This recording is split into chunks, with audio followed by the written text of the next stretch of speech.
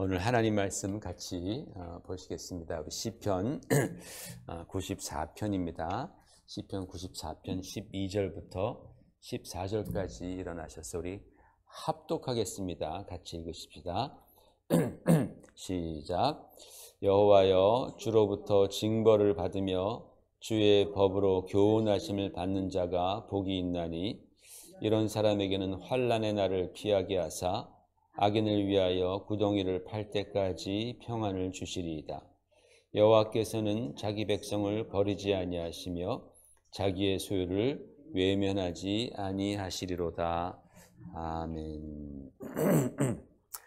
여러분, 우리가 지난주까지 들은 성경이 말씀하고 있는 이 행복한 사람은 어떤 사람인가에 대해서 정리를 한번 해보자면 이렇습니다. 첫 번째로는 시편 1편 1절에서 죄악을 멀리하는 사람이고, 또 2절에서 주의 말씀을 주야로 묵상하는데 언제까지 묵상하느냐? 하나님의 말씀이 내 가치관으로 형성될 때까지 정말 주의 말씀을 사랑하는 사람이 행복한 사람이다. 시편 2편 12절에서는 그 아들에게 입맞추고 그에게 피하는 사람이 행복한 사람이다. 시편 32편으로 넘어가서 죄와 허물이 사함받고 덮임을 가리움을 받는 자가 행복한 사람이다. 그리고 마음에 간사함이 없는 사람, 하나님께서 우리 마음을 보실 때 너의 마음 가운데 그 죄악을 향하는 간사함이 없는 사람, 행복한 사람이다. 지난주에 우리가 봤죠. 우리가 고라 자손을 통해서 자격은 없지만 주의 집에 거하면서 섬기는 자가 행복한 사람이다. 그 마음에 주께 힘을 얻고 마음이 하나님과 소통하는 시온의 대로가 있는 사람, 그런 사람은 행복한 사람이다. 그들이 눈물 골짜기를 지날지라도 하나님께서 이른 비를 주심으로 채워주신다. 그런 말씀하셨습니다. 그리고 84편 12절 마지막 절에 하나님을 신뢰하고 의지하는 사람, 사람을 신뢰하는 것 아니고 또 세상을 신뢰하는 것 아니고 하나님을 신뢰하고 의지하는 사람이 행복한 사람이다 라고 그렇게 성경은 우리에게 가르쳐주고 있습니다. 오늘 우리가 여기에 한 가지를 더하죠. 오늘 본문 말씀 한번 읽어볼까요? 12절 시작. 여호와여, 주로부터 징벌을 받으며 주의 법으로 교훈하심을 받는 자가 복이 있나니 그랬습니다. 성경은 어떤 사람이 행복하다, 여기서 복이 있다, 행복하다라는 아슈레이라는 또 히브리어입니다. 어떤 사람이 행복하다고 말씀을 합니까? 주께로부터 징벌을 받고 주의 법으로 교훈하심을 받는 자가 복이 있다라고 말씀을 하십니다. 사실 제가 이 말씀을 가지고서 좀 고민을 좀 했습니다. 지금 행복 시리즈를 설교를 하고 있는데 하나님의 징벌을 말하기가 참 주저스럽더라고요. 그래서 우리 성도님들이 이 말씀을 들을 때에 이 말씀으로 행복감이 찾아와야 되는데 혹시 불안감이라든지 또 불행감을 느끼면 어떡할까라는 걱정이 좀 되었습니다. 그러다가 제 마음에 이런 생각이 들었습니다. 우리가 하나님을 믿는다라는 것은 정말 세상과 다른 길을 가는 것이고 우리 주님께서는 그것을 바로 좁은 길, 좁은 문이다라고 하신 것 아니겠는가라는 생각이 들더라고요. 여러분, 우리가 믿는 하나님이 주신 이 성경이 우리에게 제시하는 가치관은 세상이 제시하는 가치관과 달라도 너무나 다른 것이죠. 그런데 바로 그렇기 때문에 성경 말씀 안에 참 지혜가 있고 또 참 능력이 있는 줄로 믿습니다. 세상과 다르기 때문에 거기서 능력이 나오는 거예요. 그래서 우리가 성경 말씀의 가르침을 깨닫게 되면 우리는 세상을 이기는 그리스도인이 되는 거예요. 그게 바로 성경이 말하는 그리스도인의 승리라고 말할 수 있습니다. 그래서 오늘 성경이 말씀하는 또 한 가지의 그 행복의 조건이 있으니 그게 뭐냐면 하나님께 징벌을 받고 교훈을 받는 자라는 그런 말씀을 하고 있단 말입니다. 그런데 이 우리말 성경의 번역에 있어서 히브리어 원문과는 약간의 좀 차이가 좀 있습니다. 왜냐하면 우리말 번역을 보게 되면은 여러분, 우리말 번역을 보게 되면은 여호와여 주로부터 징벌을 받으며 주의 법으로 교훈하심을 받는 자가 복이 있다라고 그렇게 이제 번역이 되어 있어요. 그러니까 마치 내가 주체인 것처럼 느껴져요. 내가 징벌을 받고 내가 교훈을 받고, 그래서 저기서 주어가 나고 그 다음에 동사는 받는다라는 식으로 우리가 그렇게 번역되어 있지 않습니까? 그래서 이 말씀을 가지고 우리가 묵상을 하다 보면은 행복한 사람은 하나님께서 징벌을 하실 때 순수히 받는 사람, 또 하나님께서 교훈하실 때에 순수히 그것을 받아들이는 사람이구나라고 그렇게 해석할 수 있습니다. 그것도 일리가 있어요. 해석하는 면에 있어서 일리가 있습니다. 그런데 성경 원문에는 그렇지가 않습니다. 성경 원문대로 번역하면 제가 아래 써놨잖아요. 여기 써놓은 것처럼 여호와여 주께서 징계하는 사람, 당신의 토라, 당신의 그 가르침 율례로서 가르치는 사람은 행복합니다 라는 거예요. 여기서 보면은 하나님이 주체인 거예요. 하나님이 징계하시고 하나님이 가르치는 바로 그 사람이 행복하여라 라고 그렇게 원문에는 나와 있어요. 이 뉘앙스가 좀 달라요. 우리나라 번역은 내가 주체가 주어고, 이 히브리어로서는 하나님이 그 동사의 주어가 되는 거예요. 그러니까 뭐냐면 하나님이 우리를 징계하시느냐 안 하시느냐, 하나님이 나를 가르치시느냐 안 가르치시느냐, 이게 관건이라는 거예요. 내가 받아들이느냐 받아들이지 않느냐 이것보다도 하나님이 징계하신가 안 하시는가. 여러분, 제가 일전에 집에서 홈스테이를 한 적이 있습니다. 한국에서 보낸 그 어린 중고등학생들, 유학생들을 집에 좀 데리고 있는 그 홈스테이 한다 그러잖아요. 몇 명을 해보았습니다. 그런데 이게 참 쉽지가 않아요. 아이들이 다 그때가 사춘기를 지나야 되는 때라서 정말 힘들 때가 많이 있습니다. 여러분, 자기 자식들도 사춘기 때는 막 왼수 같잖아요. 그죠? 정말 말이 안 통하고, 그런데 남의 집 자식들은 오죽하겠습니까? 그런데 여러분, 왜 우리 중고등학교 우리 아이들과 부모들이 마찰이 생깁니까? 잔소리 때문에 그런 거예요. 그죠? 잔소리 때문에. 부모가 보기에는 아이들이 자기는 뭐 다 아는 것 같지, 내가 알아서 한다 그래도 이게 아니거든요. 그런 식으로 하면 결과가 뻔하듯 안 좋을 테니까 부모님들은 잔소리하는 거예요. 야, 그렇게 하면 안 된다. 좀 이렇게 좀 하는 게 어떻냐. 숙제는 다 했니? 숙제 먼저 하고 게임 해라. 게임 먼저 하면 어떡하니? 또는 핸드폰 좀 그만 봐라. 눈 버린다. 또는 일찍 좀 자라. 그렇게 밤 새벽까지 그렇게 있다가 아침에 맨날 늦게 일어나는데, 맨날 일어나라고 싸우는데 좀 일찍 좀 자면 안 되겠니? 밥 먹을 때 소리 좀 내지 말라. 쩝쩝쩝거리지 마라. 네 방 좀 청소 좀 하고 다녀라. 별별 잔소리들을 다 하지 않습니까? 근데 이거 진짜 아이들이 싫어하죠. 정말 죽기보다 더 싫어합니다.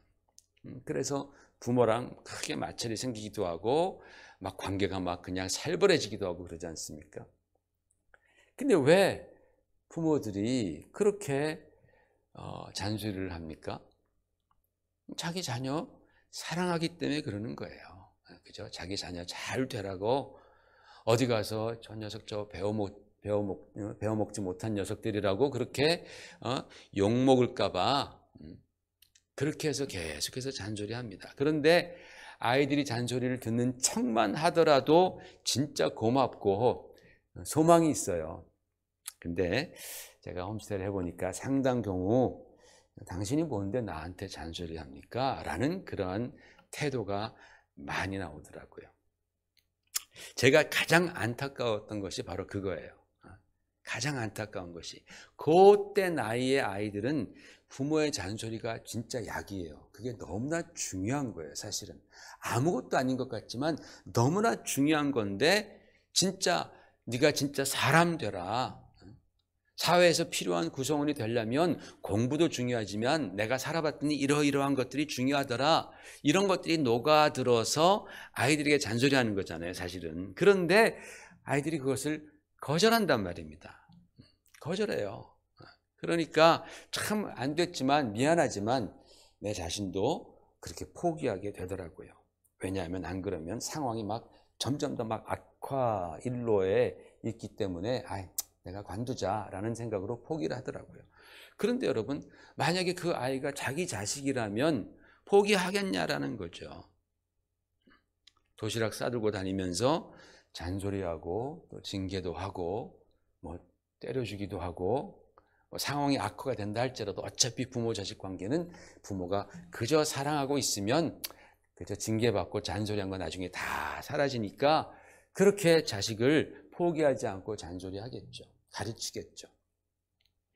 여러분, 다윗을 보십시오. 다윗과 하나님의 관계는 진짜 사랑의 관계였었습니다. 다윗이 하나님 정말 사랑했고 하나님도 다윗을 진짜 사랑했습니다. 그런데 다윗이 밧세바, 우리아의 아내 밧세바를 범하고 나자 하나님은 다윗을 무섭게 책망하시고 징계하셨습니다. 그래서 다윗이 자신에게서 정말 항상 함께 하셨던 그 성령, 그 하나님의 영이 떠나는 것을 그가 느끼는 거예요. 영감이 떠오르지가 않는 거죠. 더 이상 하나님을 노래할 수 없는 것이죠. 하나님의 영이 떠나는 것을 느끼는 거예요. 그가 평생 누렸던 그 구원의 기쁨도 사라져버리는 거예요. 그러니까 그의 영혼이 얼마나 메말라지고 그의 심령 가운데 정말 혼란이 오기 시작하는 것이죠. 마침내 그는 하나님이 자기의 뼈들을 꺾으시는 고통을 경험했다라고 고백합니다. 그가 고백하기를 내 기력이 나의 죄악 때문에 약하여지며 나의 뼈가 쇠하도소이다 라고 그렇게 고백하는 거예요. 그러니까 하나님께서 다윗을 인정사정 봐주시지 않은 거예요.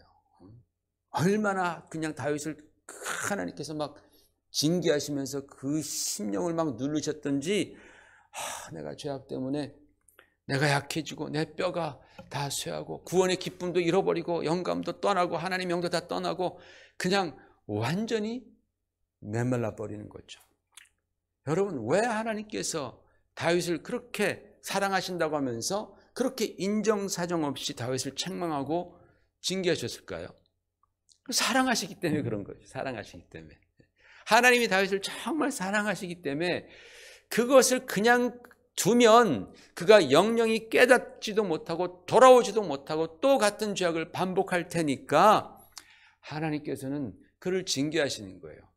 사랑하시는 다윗이라고 해서 살살하지 않고 확실히 징계하고 하나님께서 확실히 책망하시지 않아요. 막 다윗은 정말 죽을 것 같은 그러한 그 아픔, 공포, 낙심을 느끼면서까지 그가 그렇게 하나님께 징계를 당합니다. 여러분, 우리가 오늘 읽은 이 시편 94편 본문에 있는 말씀, 이 시편 94편을 읽어보면 처음부터 내용이 좀 의시시합니다. 처음부터 내용이 어떤 내용이냐면은 자, 보세요.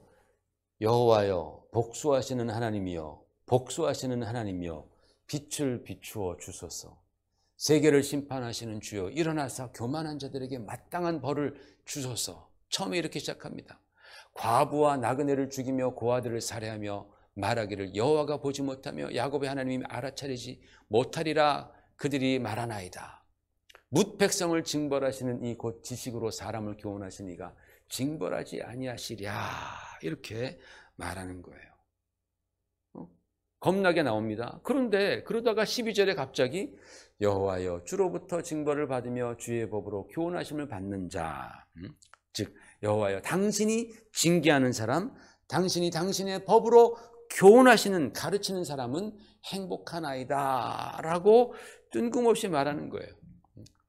앞에는 악인들에 대해서 막 복수하시오, 징계하십시오 막 얘기하다가 갑자기 12절에 여호와여, 당신이 징계하는 자, 당신의 법으로 교훈하는 자는 복이 있습니다. 행복하여라 라는 말씀을 합니다. 이게 좀 가만히 보면 갑자기 좀 헷갈리는 것 같아요. 이게 무슨 뜻인가? 여러분, 하나님께서 정말로 원수를 갚는 날이 있어요. 그죠? 정말로 심판하고 마지막으로 징벌하는 날이 있어요. 그 날에 하나님의 징벌과 분노의 칼끝이 나를 향한다면 나는 절망인 거죠. 그때는 절망입니다. 그때는 이미 늦은 거예요. 하나님의 보복을 피할 수 없는 거예요. 그런데 그렇게 하나님께서 복수하시고 원수를 갚으시기 전에, 즉 하나님의 맹렬한 진노와 분노와 원수 갚음이 임하기 전에 나의 죄와 허물을 하나님께서 미리 책망해 주시고 미리 징계하여 주시고 미리 하나님의 말씀으로 가르쳐 주셔서 내가 그 하나님의 최후의 원수 갚음, 하나님의 그 최후의 심판과 징벌을 피할 수 있다면 여러분, 이게 얼마나 큰 은혜겠어요. 바로 그런 사람들이 행복한 사람들이다 라고 말씀하고 있는 것입니다. 여러분, 이런 특권이죠. 이건 정말 그 전에 알려주는 거, 그 전에 우리들에게 살짝 징계해 주시고 살짝 가르쳐 주시는 거, 이거 특권 아니에요? 그렇죠? 누가, 어떤 사람이 바로 하나님의 이런 특권을 부여받겠습니까? 바로 하나님이 사랑하는 자녀들에게 주신다라는 것이죠. 그래서 우리 잘 아는 히브리서 우리 12장 5절에서 13절, 좀 길지만 천천히 한번 읽어보십시다. 시작. 또 아들들에게 권하는 것 같이 너에게 권면하신 말씀도 잊었도다. 일러스되 내 아들아, 주의 징계하심을 경히 여기지 말며 그에게 꾸지람을 받을 때에 낙심하지 말라. 주께서 그 사랑하시는 자를 징계하시고 그가 받아들이시는 아들마다 채찍질 하심이라 하였으니 너희가 참음은 징계를 받기 위함이라. 하나님이 아들과 같이 너희를 대우하시나니 어찌 아버지가 징계하지 않는 아들이 있으리요. 징계는 다 받는 것이거늘 너에게 없으면 사생자요 친아들이 아니니라. 또 우리 육신의 아버지가 우리를 징계하여도 공경하였거든 하물며 모든 영의 아버지께 더욱 복종하며 살려 하지 않겠느냐? 그들은 잠시 자기의 뜻대로 우리를 징계하였거니와 오직 하나님은 우리의 유익을 위하여 그의 거룩하심에 참여하게 하시느니라. 무릇 징계가 당시에는 즐거워 보이지 않고 슬퍼 보이나 후에 그로 말미암아 연단받은 자들은 의와 평강의 열매를 맺느니라. 그러므로 피곤한 손과 연약한 무릎을 일으켜 세우고 너희 발을 위하여 곧은 길을 만들어 저는 다리로 하여금 어그러지지 않고 고침을 받게 하라. 아멘. 여러분, 그러니까 여러분, 하나님이 아들과 같이 너희를 대우하시나니 어찌 아버지가 징계하지 않는 아들이 있으리요. 그러니까 하나님께서 우리를 정말 최후의 징계, 최후의 심판, 최후의 원수 갚음이 이르기 전에 우리를 징계하시고 우리를 책망하시는 이유는 하나님이 우리를 아들로서 생각하시기 때문이다라는 것입니다. 할렐루야.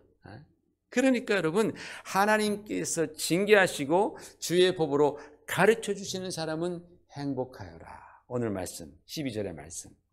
그렇게 하나님의 징계의 유익함을 알고 있던, 하나님의 그 책망의 은혜를 알고 있던 시편 기자는 성령에 감동되어서 그렇게 말하고 있는 것입니다.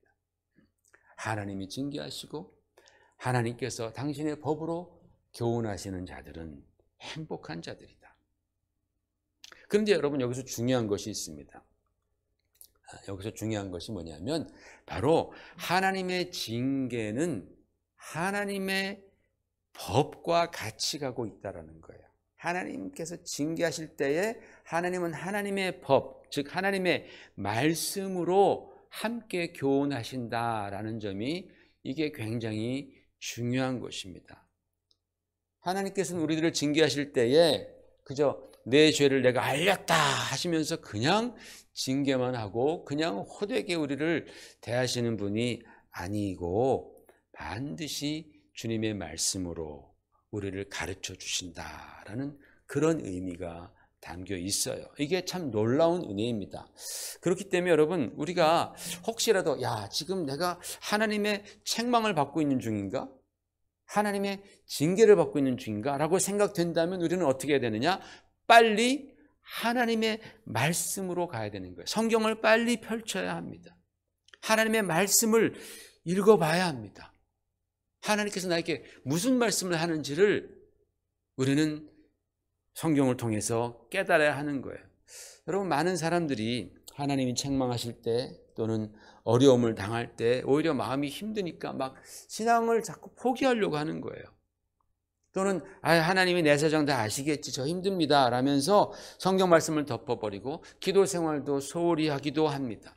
근데 여러분, 우리가 살면서 제일 억울한 것 중에 하나가 뭐냐면 내가 혼나면서 왜 혼났는지 모르는 거예요. 그죠? 우리 어렸을 때 자녀들이 몇 있으면 누가 잘못했는데 같이 맞잖아요. 처음에 왜 같이 맞는지 이해가 안 가잖아요. 어렸을 때 뭐 연대 책임이라는 그런 개념이 있습니까? 그런 거 없잖아요. 혼나면서 내가 왜 혼나는지 모르는 게 제일 억울한 겁니다. 여러분, 우리가 참 아둔하잖아요. 우리가 다 아둔합니다. 다 아둔해서 하나님께서 책망하시고 우리를 징계하셔도 그 이유를 깨닫지 못할 때가 참 많아요. 그 이유를 깨닫지 못한다면 얼마나 억울하고 답답한 노릇입니까? 그러나 오늘 말씀에 보면요, 하나님께서 징벌하실 때에, 징계하실 때에 말씀으로 교훈해 주신다라고 했습니다. 그렇기 때문에 여러분, 우리가 아프고 힘들수록 우리는 더욱더 하나님의 말씀으로 나아가야 하고 더욱더 기도해야 합니다. 그게 사실은 하나님께서 우리에게 징계를 주시고 책망하시는 목적이에요. 사실은 더 하나님께 나아오라는 거예요. 그렇게 우리가 더 하나님께 나아갈 때에 하나님께서는 깨닫게 해주시는 거예요. 성령께서 깨닫게 해주시는 거예요. 기도할 때 깨닫게 해주시고 또 말씀을 펴서 우리가 정말 힘들지만 그 말씀에서 하나님께서 나에게 무슨 말씀, 무슨 교훈을 하시려는지를 우리가 그렇게 정말 힘써 알려고 할 때 성령께서 역사해 주시는 거예요. 이게 바로 징계의 목적이다라는 거예요.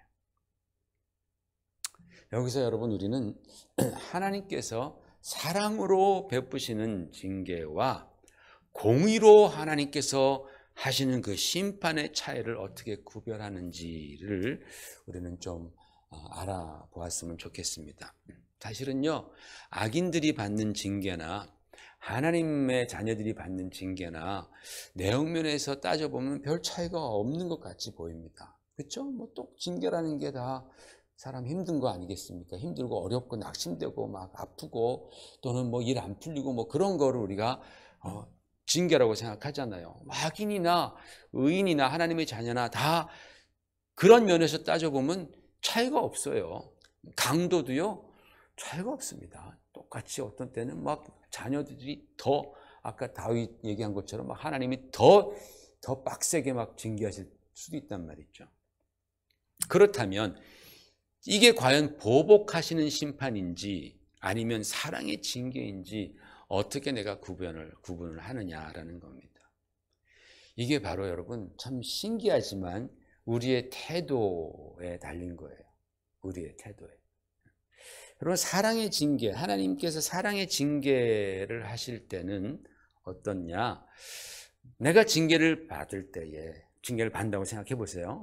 내가 징계를 받을 때에 내가 하나님의 말씀으로 나아가는 거예요. 하나님의 말씀으로 비추임을 받고 내가 깨달아서 내가 잘못됨을 바로잡고 변화하는 거예요. 변화를 받아 새 마음으로 주님께 더욱더 나아간다면 그건 사랑의 징계가 되는 거예요. 신기하게 사랑의 징계가 되는데 보복의 심판은 내가 똑같은 징계를 받을 때 하나님 말씀에 나 자신을 비춰보지 않아요. 교만하게 우리가 내 자신을 돌이키지도 않고 그냥 자꾸만 남만 탓하고 상황만 탓하고 하나님께 원망 불평을 늘어놓고 내가 변화하지 않는다면 그건 그냥 하나님의 심판이 되어버린다라는 거예요. 욥기에 이렇게 되어 있습니다. 욥기를 보니까 같이 한번 읽어보십시다. 시작. 볼지어다 하나님께 징계받는 자에게는 복이 있나니 그런즉 너는 전능자의 징계를 업신여기지 말지니라. 여기서도 복이 있나니가 아슈레이, 행복하다라는 뜻입니다. 하나님께 징계받는 자는 행복한 사람이다. 그러니 너는 그 전능자의 징계를 무시하지 마라. 업신여기지 말아라.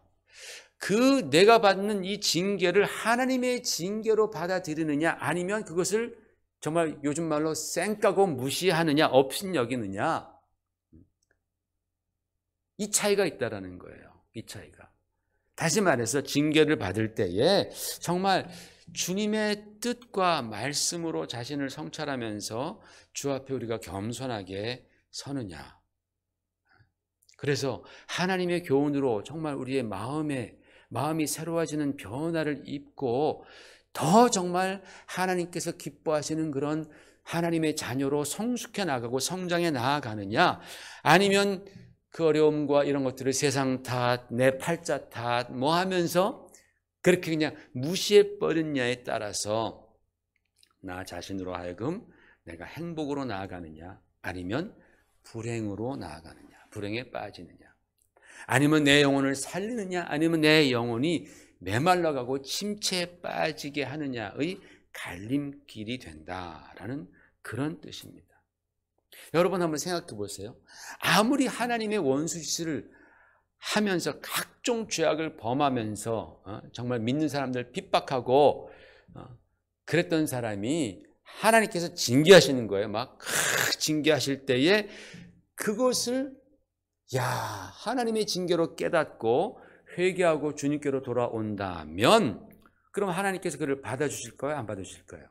당연히 받아주시고 용서해 주시겠죠. 그렇다면 그는 하나님을 믿지 않았었던 사람인데 하나님께서 그 징계를 하셨는데 그 징계가 그를 살리는 사랑의 징계가 되지 않겠어요? 그렇죠? 그런 사람은 하나님께서 징계하셨으니까 행복한 사람이다라고 그렇게 말씀하는 거예요. 그런데 반대로 내가 교회 평생 다녔고 하나님을 섬겼다 해도 그랬는데 나에게 죄악이 드러나 하나님께서 징계하셨는데 그걸 깨닫지 못하고 오히려 그냥 교만하게 뻗댕기면서 하나님 원망하고 불평하면서 내 자신의 그 문제에 대한 자기 성찰 없이 회개하지 않고 변화하려고 생각하지 않는다면 하나님의 그 징계는 이미 그 사람에게 있어서 그냥 심판이 되어버린 것입니다. 그러면요, 그 사람은 점점 더 하나님을 멀리하게 되고 점점 더 신앙을 잃어버리게 돼요. 점점 메말라가게 돼요. 자기가 그것을 받아들이고 내가 겸손하게 하나님의 말씀 앞에 내 자신을 굴복시키지 않는 이상 그의 심령은 점점 더 정말 메말라가는 거예요. 마치 다윗이 거기서 회개하지 않았더라면 그의 영혼에서 진액이 빠져나가고 그의 뼈가 다 정말 삭는 것 같은 그런 고통 가운데 그러다가 그냥 죽어버리는 거죠. 그냥. 참 그러면 안타까운 것 아니겠습니까? 내 태도가 그것이 하나님의 사랑의 징계냐 아니면 심판이냐를 결정해버리는 참 얼마나, 그러니까 우리의 신앙, 우리의 태도 이것이 얼마나 중요하느냐를 우리는 깨달을 수 있게 되는 것이죠. 여러분, 우리가 착각하는 게 하나 있죠. 우리는 우리 자신들이 남들이 생각하는 것보다 내가 훨씬 더 괜찮은 사람이라고 생각합니다. 그죠? 남들이 나를 보는 것보다 나는 훨씬 더 괜찮은 사람이야. 나는 훨씬 나은 사람이야. 라고 그렇게 대부분 다 생각을 합니다. 그런데 성경은 우리 자신이 내 자신을 생각하는 것보다 너는 훨씬 더 큰 죄인이고 훨씬 더 크게 교만하고 더 어리석고 더 불신앙적이고 불순종하는 사람이라고 성경은 우리에게 증거하고 있단 말이에요. 누구 생각이 맞아요? 내 생각이 맞아요? 아니면 성경의 증거가 맞습니까? 당연히 성경의 증거가 맞는 거죠. 그죠? 진리의 말씀이 맞습니다. 그래서 여러분, 우리는 우리가 생각하는 것보다 훨씬 더 교만하고 훨씬 더 불의하고 훨씬 더 이기적이고 훨씬 더 불순종하고 훨씬 더 정말 하나님의 말씀을 믿지 않기 때문에 우리는 사실은 여러 방면에서 고난들이 닥치는 거예요. 하나님이 그렇게 책망하시고 징계하시는 겁니다. 그러나 성경은 이런 말씀을 합니다. 성경 말씀이 정말 너무나 귀한 말씀이 많아요. 자, 시편 119편 시작. 고난당하기 전에는 내가 그릇 행하였더니 이제는 주의 말씀을 지키나이다. 71절. 고난당한 것이 내게 유익이라 이로 말미암아 내가 주의 율례들을 배우게 되었나이다.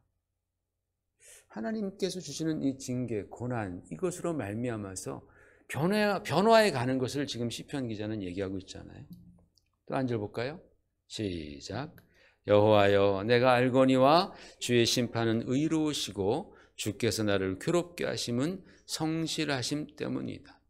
그러니까 하나님의 사랑의 징계를 지금 깨닫는 거예요. 우리 로마서 시작. 우리가 알거니와 하나님을 사랑하는 자 곧 그의 뜻대로 부르심을 입은 자들에게는 모든 것이 합력하여 선을 이루느니라. 아멘. 아멘. 아멘. 이게 바로 하나님의 약속이고 이게 바로 저와 여러분의 믿음입니다.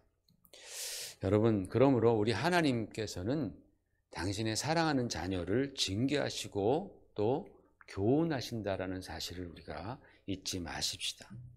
그 책망은 때때로 개인적이기도 하고 또 가정적이기도 하고 또는 교회적이기도 하고 때로는 민족적, 국가적이기도 합니다. 성경을 보니까 하나님께서 그렇게 그죠?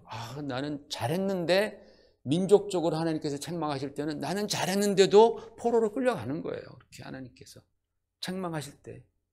가정적으로 봤을 때 나는 잘했는데 리더가 남편이 잘못하면 그냥 그 가정 전체가 그냥 하나님의 책망 가운데로 들어가게 돼 있는 거예요.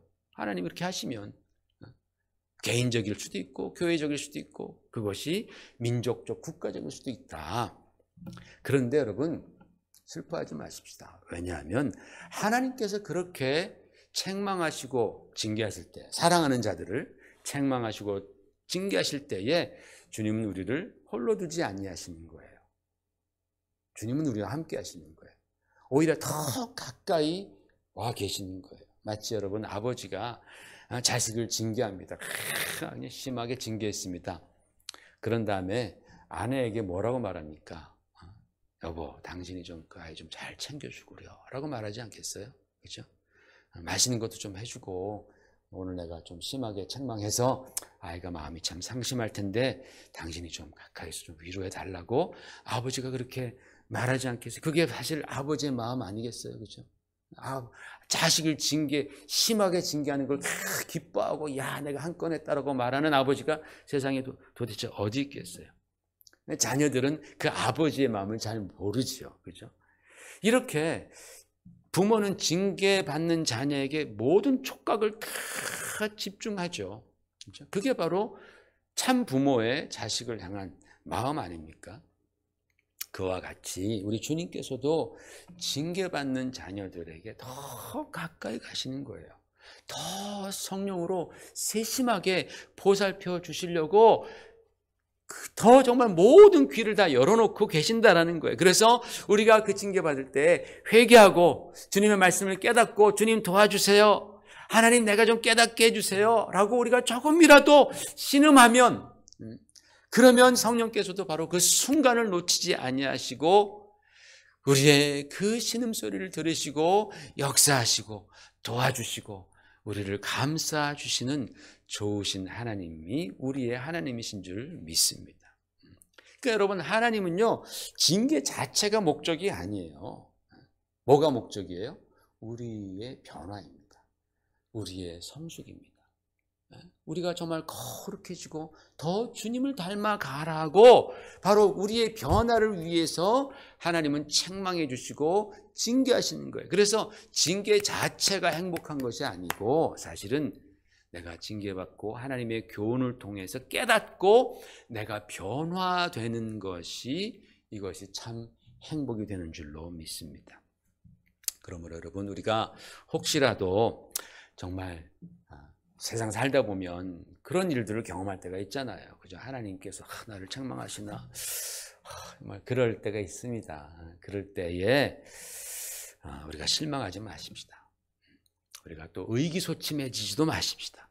오히려 바로 그 순간이 주님께서 더 나에게 가깝게 와 계심, 더 내 기도에 귀 기울이신다라는 사실을 우리가 정말 믿고 더욱더 주님의 말씀에 귀 기울이고 더욱더 정말 주님의 말씀을 통해서 우리가 깨닫기 위해서 힘쓰고 엎드려 기도하십시다. 그러면 우리는 그 과정 가운데서 하나님의 그 놀라우신 계획을 발견하는 거예요. 하나님의 놀라우신 사랑을 경험하게 될 줄로 믿습니다. 그래서 우리는 그 전보다, 징계받기 전보다, 책망받기 전보다 더 성숙한 그리스도인이 되고 더 세상을 이길 수 있는 하나님의 자녀로 변화되는 행복한 사람이 될 줄로 믿습니다. 같이 기도하겠습니다.